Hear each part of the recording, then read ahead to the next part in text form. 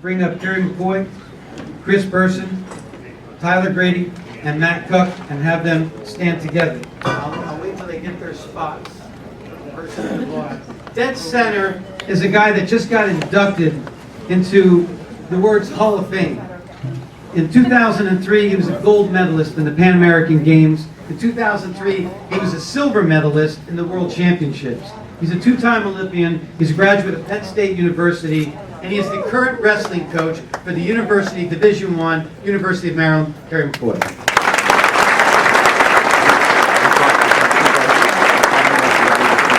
Congratulations on your induction to the Hall of Fame as well, Terry. To my immediate right, and up here in the front, this young guy, his name is Chris Burson. And he was a member of the indie rock group Settle. And in 2009, the band was signed to a national record deal on Epitaph Records. Chris, as some of the ladies have already known from Google and your phones, I'm well aware. I heard you, I saw you. Don't think I wasn't perceptive. He has also signed a major, not regional, not local, but he signed a major national modeling contract. And that his management company in New York City has gotten him deals with Brooks Brothers and Target. So you've seen it many times before tonight. I always wonder what the heck they think when they work for a day and get that much money. Congratulations, keep doing what you're doing, Chris Burson.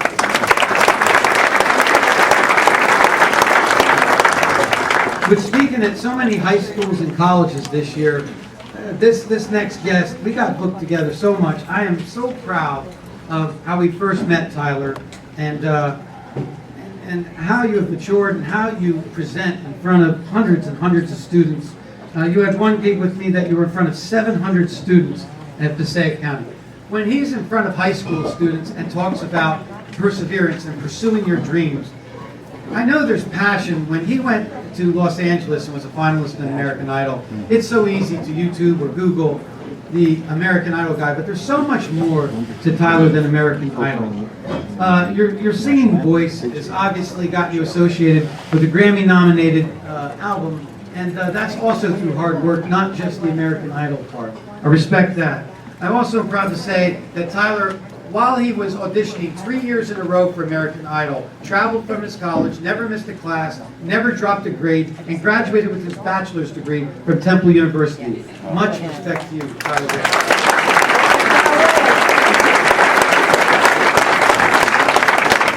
Volleyball players were signing signatures for this band of little kids that were running around. And to the band of little kids, I see you over there. If you haven't met this guy, right? So you might be looking at your programs. You definitely want to meet the guy that's got the facial hair over there. Because his facial hair is associated with what he does for a living, and it's called, he's very successful in the hip-hop field. Matt Cook, after you graduated from Liberty High School, you stayed close by initially and went on to Moravian College.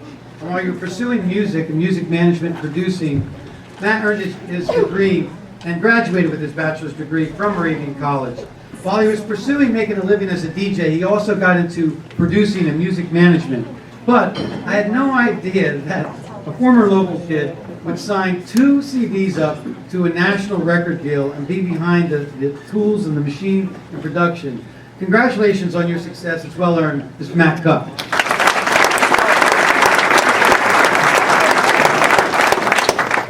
And your name again? I love this guy. Do you speak, is it Italian? No? This guy, for some of you that are from the immediate area, there is a war between Easton and Phillipsburg every Thanksgiving. But there was no war when he went to high school. He was a high school quarterback, and USA Today ranked his high school team the #1 high school football team in the United States of America. And he went to college at West Virginia as a quarterback. And the coaches at West Virginia said, nope, we're going to use you in other spots. How did he do at West Virginia? Just like Kerry, I'm proud to say that Bo Orlando, besides spending 10 years in the NFL with Houston and the Pittsburgh Steelers, Jerry Rice called him the nastiest man on the planet. But you are also a member of the West Virginia University Hall of Fame. Thanks for being with us, Bo Orlando.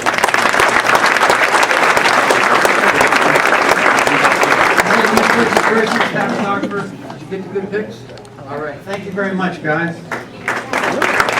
Will Bill, Mr. Stecca, Jimmy Martin, and Miss New Jersey Sierra, please come on up here and stand.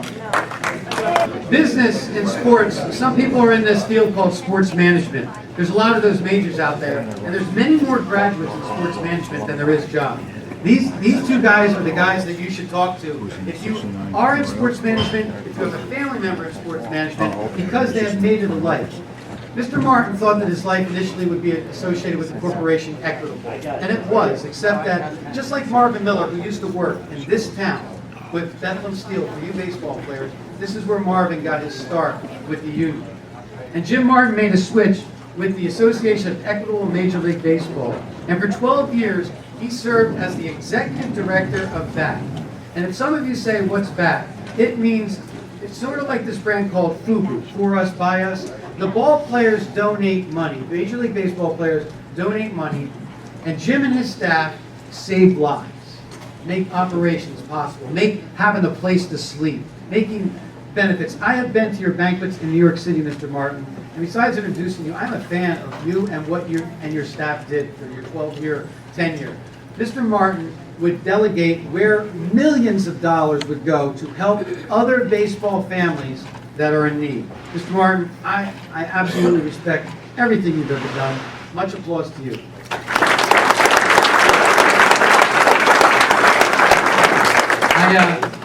I love this guy because of the Orioles comments when I'm with them and the sense of humor. He has been in the publishing field and with the Baltimore Orioles since any of us can remember when. And it's interesting to go to Cal Ripken Jr.'s banquet in Baltimore and talk to the players afterwards. And when each and every player not only talks about him, they smile. Initially, he was in charge of media relations, which meant that you're in charge of all these reporters during all the World Series that Baltimore was going to, and how you delegate TV and media and the press releases and your staff. So he's in charge of that, but you also have to earn the trust of these players so that you are the liaison and you never put them in an uncomfortable position. He did that for a bunch of years, and then when it was time to turn over the ranks to someone new in that department, these sports management majors, now Mr. Stecker runs the Baltimore Orioles alumni group. And that means that all those Orioles that are retired still associate with him, no matter what appearance, what golf tournament, and all we want to do is keep building a relationship with you because you've been doing it your whole life, and he's addicted to golf. Bill Stecker.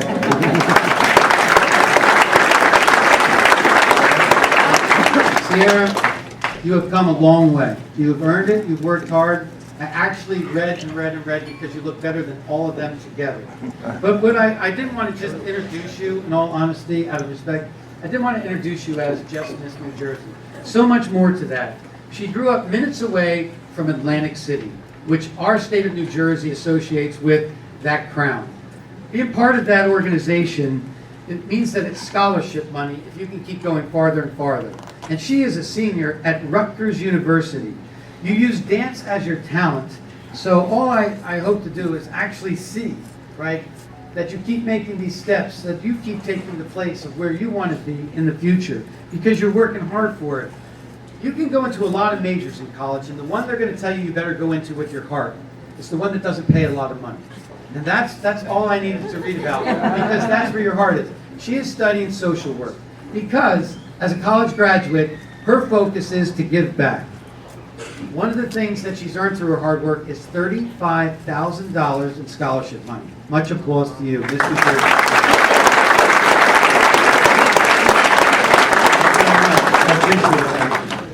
I didn't want it to be a baseball event, so will Lisa, Gail, and Elaine please come down? And that means will Lisa Barton please come down here? Will Gail Naharadny please come down here? And will Elaine Sorensen please come down here? There's a method to our madness, and you will see. So right here, your reaction, Lisa, your reaction when we started was a discussion for weeks after we put all that work in that event. But these ladies have done something since we have last gotten together that we are extremely proud of. So they are our group, and they're definitely much better than the three, better looking than the three we're bringing up to join them. But there's a reason for it. So now, will the husbands please join the wives? I will introduce the husbands and then I'll explain why they're up here together. This guy in the middle, his name is Bill. He grew up in downtown Detroit.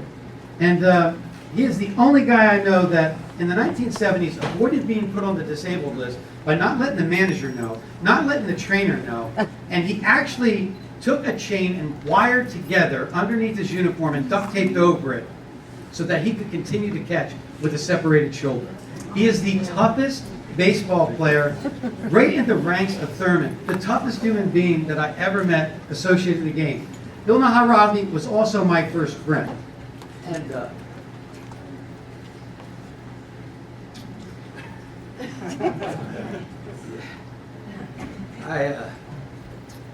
I love Naha. I just do. But he was also, when he got a chance to play regularly, he was voted the top rookie catcher of the year. And Naha made it for a decade. And he made it on sweat and grit. And if you look up his stats, right, each at bat, each inning that he caught, he was a pitcher's best friend. He once broke up Steve Carlton's no-hitter at the end of the game, which Steve Carlton said it was the toughest no-hitter I ever lost. And he was so focused on his pitching, and I asked him if the story was true. He didn't know in the 8th and 9th inning that he broke up the no-hitter because he concentrated on his pitching, his pitcher. That's a guy that's dedicated to his craft. The guy standing next to him, Larry Sorensen, also came from Detroit. Won 93 games, 11 seasons. He went to the 1978 All-Star game, and I think if you look it up, he may be the only pitcher in Major League history that retired 9 batters in a row. Carl Hubble struck out 5 in a row. He retired 9 batters in a row in the 1978 All-Star game, and that includes Joe Morgan, Dave Winfield, and Pete Rose. But some of the players that failed to reach first base were those Hall of Famers, but the bottom line, Larry, is that you went on to be an ESPN broadcaster, you're still broadcasting, and you're living in North Carolina where it's quiet and peaceful. So thanks for coming up here. All-Star Larry Sorensen. Mr. Barton, we could go on about your pitching coach, being a local guy, the Mets, never quitting, the ups and downs. You were with us from the beginning. You know that we ask you and will ask you every single year. So, Sean, as I talked to you beforehand, why in the world do I have this being photographed by person? Ladies and gentlemen, if this doesn't deserve a round of applause, nothing does. Because all 3 of these men have gotten married since we last saw them.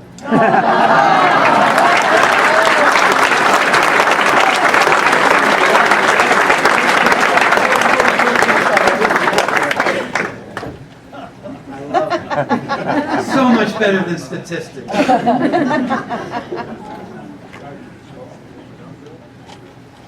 Thank you. 2 young guys from up in the same area with Joel Bennett and Frank Bullock. Come on up here. You guys, young blood. I know. See? The ladies on the board went like this when you 2 guys said you were coming. Thank God. So, Joel Bennett, the best thing that I love talking about with Joel is that I was able to go to the same college that he really put on the map. And Joel was a pitcher at East Stroudsburg University and ended up spending time in the major leagues with the Baltimore Orioles and the Philadelphia Phillies. And it's interesting because the same story can be said for the current Hall of Famer, Greg Maddux. There really wasn't much difference between the way you pitched and the way he pitched. And he would always say that I had great control, I walked very few people, I could hit that glove on the spot, but you just wish that there was a couple more miles an hour in your fastball. Well, Joel, I have to tell you that there's a lot of ball players out there that wish that they could have played one day with big leagues like you. Mr. Joel Bennett. Frankie B also played Major League Baseball in the 1990s, and he was with the Montreal Expos, and he was with the 1998 Angels. Frank's professional career lasted 16 years. Not bad for a guy up north from Pennsylvania. And the interesting part that I looked is that when he was playing over a 3-year period, you sent out 92 bombs, Frank. And people won't notice that when they look at it at baseballreference.com. But I wanted to make sure that when they thought you were done, you went over to Japan. And you represented our country in Japan, and you knocked out 92 bombs in 3 years. Much respect, Frank.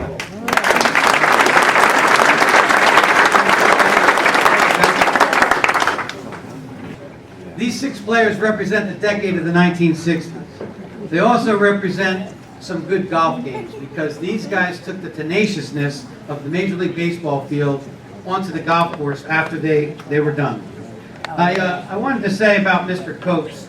Mr. Coates has been traveling for charity with his wife, Di, for as long as I can remember, Mr. Coates. You are the definition to me of a gentleman. For the baseball fans out there, 1960, Mazeroski, 1961, the M&M Boys, and 1962. The 1961 New York Yankees has been known as the second greatest team in Major League Baseball.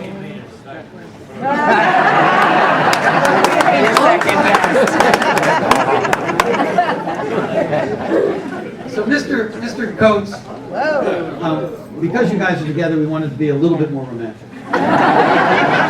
Mr. Coates was a member of those 3 Yankee World Series teams, and if you look up those stats, double digits in wins. So I have much respect for your accomplishments, but I have more respect for your giving back to charity. You and Dot are amazing with all the miles that you've driven decade after decade. Thank you for joining us, Jim Coates.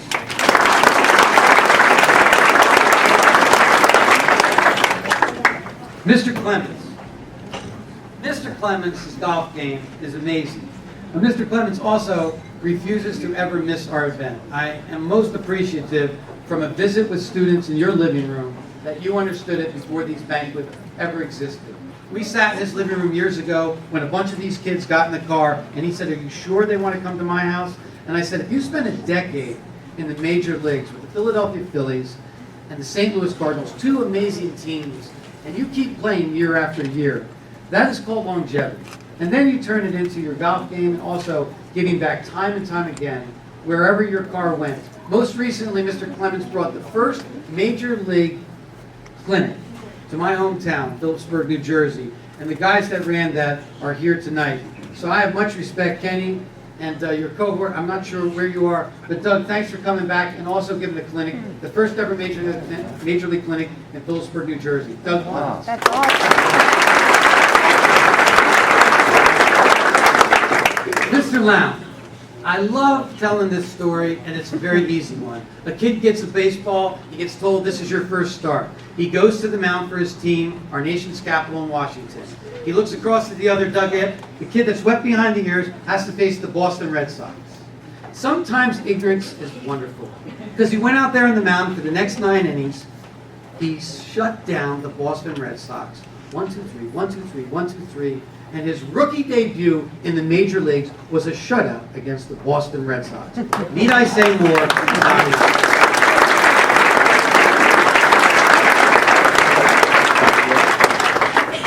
Ross Maschito was a California baseball player that got to play year-round. And then he came to the other side of the country to play for the 1965 and 1967 New York Yankees. Ross Maschito, if you're going to look it up for you baseball fans, is going to be known as Mickey's Legs because in the 7th, 8th, and 9th inning, he would be Mickey's replacement. But go ahead, look further. For those guys that look further into his stats. He was a model of consistency. And in all honesty, when I last saw him in Florida, it is painful to me to stand next to him on the golf course. It is painful for me to go out to dinner with him. Besides the Yankee label and playing with Mantle and Ford, has he put on 1 ounce in 40 years? If anyone deserves it, because we all know the battle of the bulge. You are a lifelong athlete, whether it's golf or baseball. Much respect for the California boy, Ross Maschito.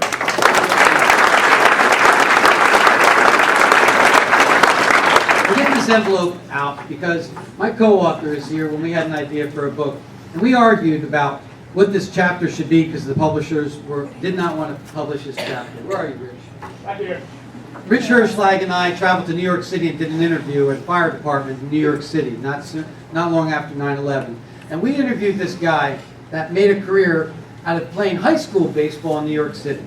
The interesting stat about this guy, I love it, is that he was 19 years old, but he was no longer playing for his high school team. He was still living in his high school bedroom, but he was playing outfield for the New York Yankees at 19 years old. Later on in his career, a decade later, he was still playing in the outfield. You see, when he was a young guy, he was on that team when Mantle hit his 500. And many years later, he was on the same team as Hank Aaron the night that he hit it off of Al Downing at 7-14. That would be the normal baseball description. But this envelope makes him so much different. When he was done with his baseball career, he came back home to New York City and worked in the fire field, the fire department field. And no human being that sits in these chairs has ever continuously come and given thousands and thousands of dollars to those kids. No ball player comes close. We got 5 or 6 checks from guys that couldn't come that were here last year. And we've gotten to know those guys. But Frankie Tepp, you get it. You really, really, really get it. And I don't introduce you. I love you, man. A father figure to me, Frank Teppedino.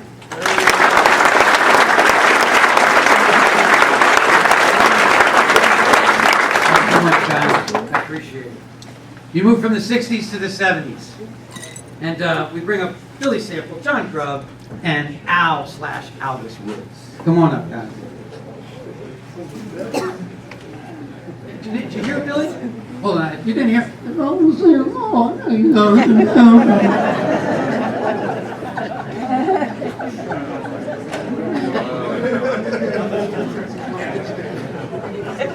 the guy in the middle, Al Woods, is another California boy. He worked his way to get to the major leagues through the Minnesota Twins system. And he's fighting through AAA to get up to the Minnesota Twins roster. And then this word called expansion comes in. And he gets picked by the Toronto Blue Jays and Roy Hartsfield.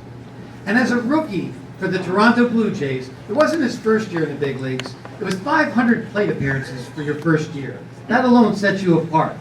And then his first at-bat in the major leagues, when he gets into that batter's box and faces his first pitcher, the ball went over the wall. Al Woods hit a home run in his first major league at-bat. And besides playing a bunch of years with the Blue Jays and finished up with the Twins, Al Woods is so dedicated to this group of kids. He calls the board and says, when do I book my airfare each year? He calls us to make sure that he's here to join us every year.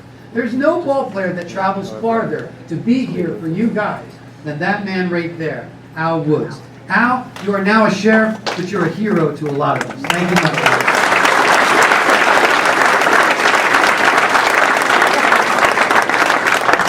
And then we have one on the left and one on the right. And it's called Virginia and Virginia. We have Virginia boy, Johnny Grubb. And if you haven't chatted with him, please do yourself a favor. And I don't really care what you talk about, just talk to him. Because he may have left Virginia for a period of time, but when you talk to him in conversation, that voice has definitely never left Virginia. Johnny Grubb spent 16 years in the major leagues. He was with the Rangers, the Padres, and more importantly, in 1985, they started off 35-5, the 1984 Detroit Tigers. And he also spent time in an all-star game representing the San Diego Padres. And on that team, that all-star team, he sat in the same dugout with fellow all-stars, Hank Aaron, Johnny Bench, and Mike Schmidt. To be in the big leagues for 16 years, sir, I absolutely give you a round of applause. But it's amazing that you can mix humbleness, right, with the ability to go there year after year and earn that job. But I have much respect, and I'm glad that you drove up from Virginia, and this is always your home, Mr. Johnny Grubb.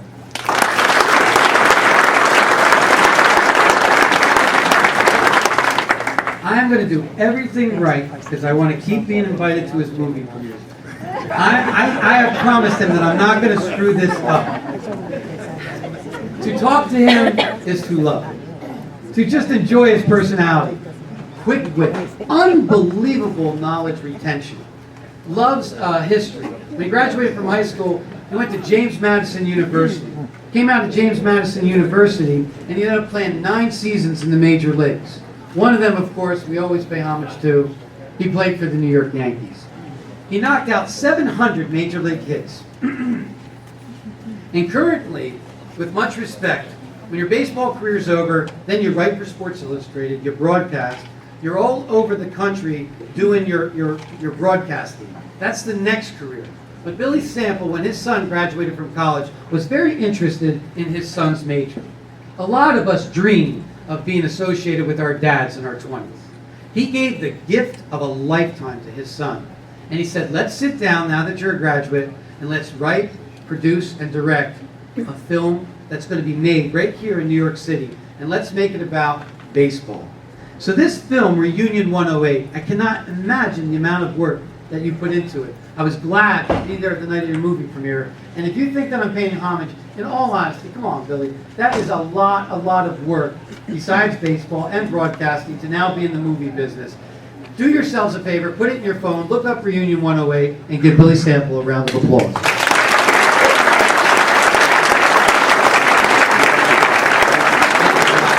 Would you, by the way, Sean, would you get totally tighter without me getting a picture? You guys are like a foot and a half apart.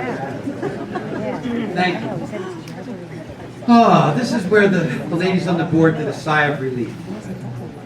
Well, John, from Brooklyn, I believe it's Brooklyn. John Hallam, will you please come on up here? With Jim Hoey and Brian Sweeney, please come on up here. See why the ladies? I don't need the mic. This is what's called young blood. These guys are barely 40 years old, and they've recently left the game. All the way on the right there, the first time I met John was in the Dominican Republic. And he was not only a pitcher, he was a pitching coach. Actually, I waited to meet you, John. I sat 15 feet away from you, and I sat 15 feet away from you for a good 15, 20 minutes. You know why? Because we can't buy it. The fans out there can't buy it. I watched you talk. I listened to what you said. Those young kids that were there, I enjoyed you actually doing your craft. I knew that you've mixed pitching with being a pitching coach. But more importantly, 14 years in the business. 1994 to 2000, or 1998 to 2012. But being from Brooklyn, just like Grubby has that accent from Virginia, if you just talk to him, enjoy your minute or two with him, because he's definitely from Brooklyn. He was in the big leagues for 250 games on the mound. That's a lot of games being a pitcher in the big leagues over 9 seasons. In 2000 and 2001, John helped the Seattle Mariners to the postseason, the AL Championship. I don't have anything more to say because they lost to the Yankees both of those years. But I have great respect that you helped the Mariners get to the postseason and now giving back to your craft as a pitching coach.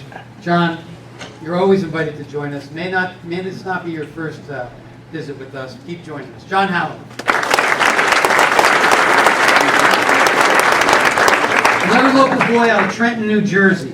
Jim pitched 10 seasons in the major leagues. From 2003 right up to last summer, 2013. He spent 3 of those seasons in the major leagues with the Baltimore Orioles and Minnesota Twins. Howie, how was Stetka as a PR guy? Was he a pain in the ass, or did he was a gentleman? His first big league win came in 2007 when he nailed Jason Varitek to the plate, take a walk back to the dugout. The Red Sox are going down, and Hoey got his first major league win for a 6-5 victory in 2007. Thank you for joining us from Trenton, New Jersey, Jim Hoey.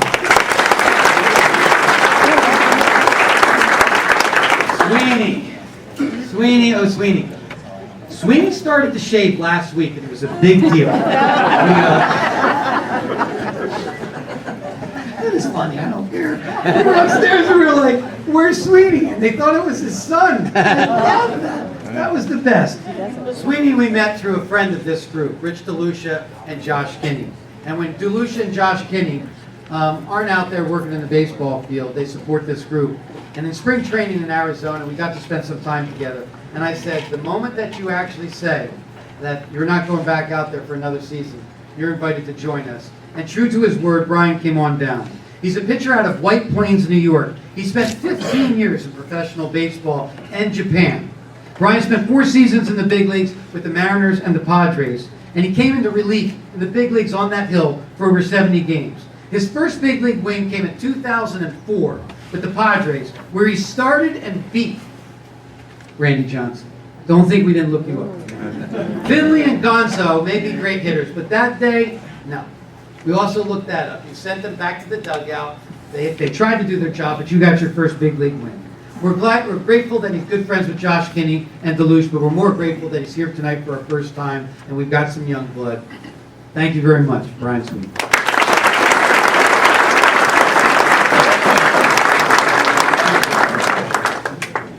The big 3. Will Gully, Rick, and Roy please come on up? Gully was over my house last night, and because he's so nice and so Midwestern and so respectful, he said, don't give any of that emotional crap about me tomorrow night. But in all honesty, for spending time down there with these players, he was the first player that I ever associated with that was close to my age. I couldn't believe this young guy was in the big leagues at 21. And his rookie year, he was 10-5, and he finished second for Rookie of the Year. He spent a lot of time in the major leagues, 162 victories. His rookie year, he set a record, all-time baseball record, for 18 strikeouts. The guy that caught those 18 strikeouts with him on the mound as a rookie was Hall of Fame catcher Gary Carter. You can go on and on about Gully. He went over to the Tigers and he did his job. It's very rare to say this now. Gully was a 20-game winner with the Detroit Tigers. And before going over to Japan, he spent a little bit of time with the New York Yankees. But more importantly, everybody has a hero in this room that loved the game of baseball. And I will not do it anymore, but dude, you treated me like one of your own, and you will always be my hero, Gully. Bill Gullickson. I love you.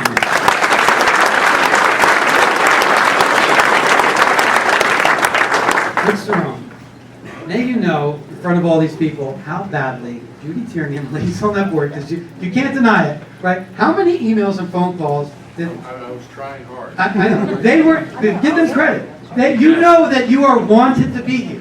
I love it. I love it. Thank you. The ladies on the board were relentless with Rick Cerone being here, and we would have these board meetings, and they would give literally the update, and then they would give the Rick Cerone update. And these ladies would not quit.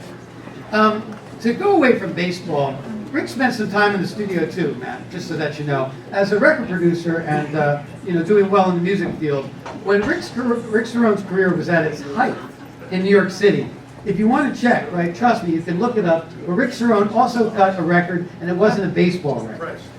So I'm just being honest. On the baseball note, this guy came out of a local school, Seton Hall. He was highly sought after because he went in the first round with the Cleveland Indians. And as somebody that's just leaving the campus of Seton Hall, he ended up just like Gully in the major leagues at 21 years old. Rick Cerone spent 18 years, the next 18 years, as a catcher in the major leagues. And he, of course, was a catcher for our very own Yankees.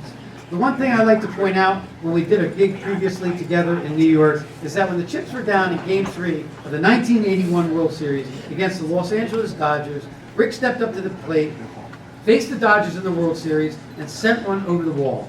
Here is a guy that not only played in the World Series, but homered in the World Series and spent 2 decades in the big leagues. You may have played for other teams. I know there may be some Red Sox fans here, but you will always be a Yankee. Rick Cerone, thanks for coming back.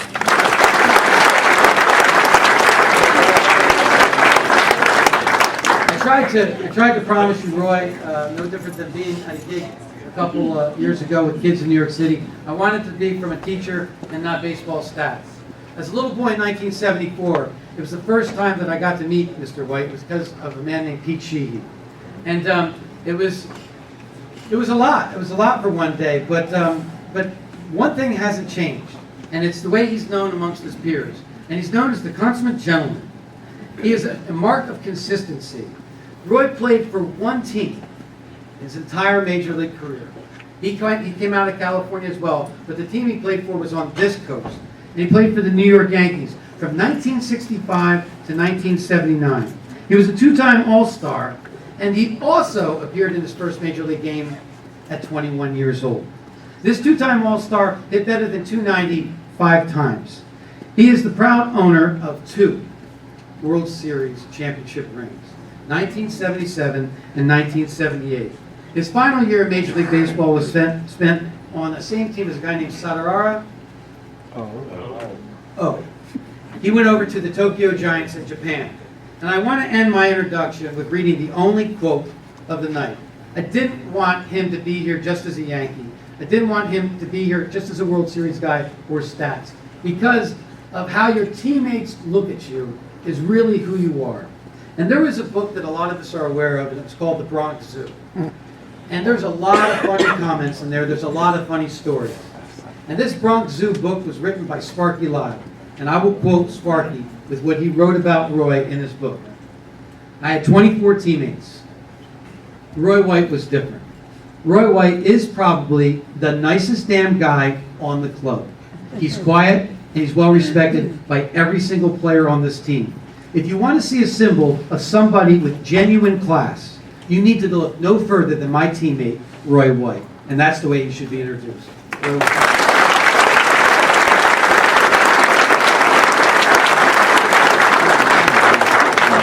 Thank you very much, guys. I appreciate it.